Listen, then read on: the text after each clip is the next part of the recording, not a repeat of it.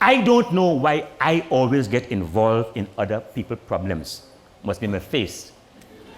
I mean, people that just watch me so, and before I know it, I helping them with some old box, some old aunt, or something that will put more gray hair on my head. That must be my mission in life, involved in people's business, especially people who have no business being in the business they're in.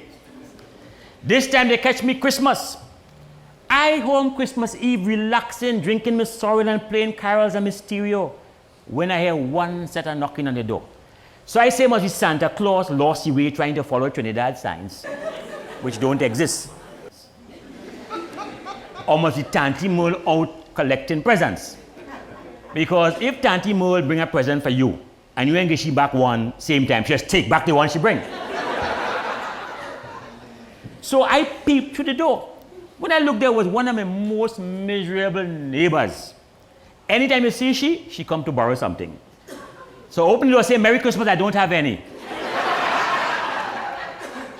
She say, but I don't want to borrow nothing, only the vacuum cleaner. I don't need that to box in there anyway. But I have a little problem. I say, what?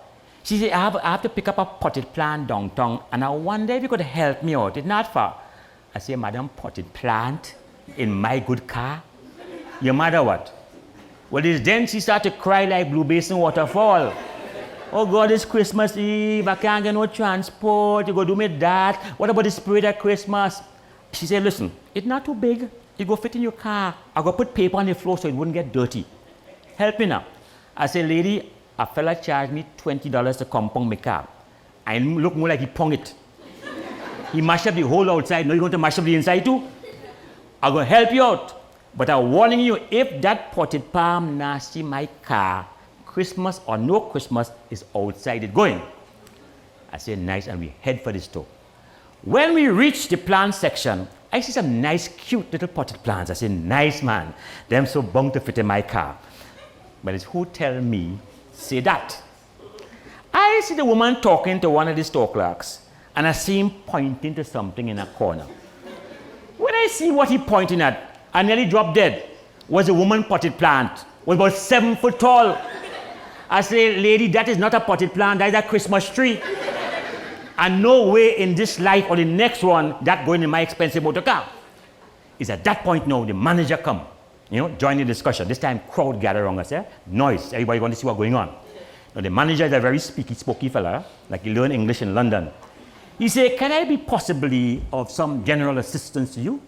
The woman start to explain, I start to explain, the crowd start to explain. He said, one moment. And he gone in the back, and I see him come back with a cutlass. He said, the obvious answer to your predicament is to shorten the length of the tree so that it can more comfortably fit in the vehicle. He didn't say vehicle like Trinidad, he said vehicle. Why don't you cut off the 2 bottom branches? And with that, whap, he cut off 2 branches. She go from 7 foot to 6 foot. The woman watched the tree, she said, it's looking too one-sided. Cut off 2 more now. Whap! Manager cut off 2 more. She go from 5 foot to 4 foot. A little boy in the crowd baller, them last 2 branches rotten, cut them off now. Whap! Manager cut off 2 more branches. She go from 4 foot to 3 foot. And it's then the trouble start. The woman watched the tree and it's like she no realize what's going on. She start to bawl. If you hear she, oh God, I spoil my tree. It's too short, only cut off too much. It's you cause the whole damn thing. Me never tell you bring no cutlass here, It's your cutlass, you cut the tree, so it's your fault. And noise start up. The manager get back and say, Madam, it was at your request that I cut this tree. It is you who wanted this arboreal delight crammed in that mingy vehicle. Well, I had to defend my car.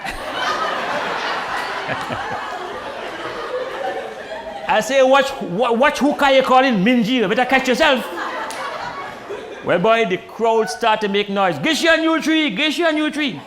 So I get a bright idea. I ask the manager if you have any artificial trees. He said, but of course, this establishment stocks the stocks. If you want the stocks, we got the stocks. I said, well, gishi one now, gishi one. Well, he's so glad to get out of the jam. He take off like a jet, on in the back, and he bring back one of them big foreign tree looking just like the one we just cut up. And the best part, they could have break it up in pieces and put it in the car. But never me again.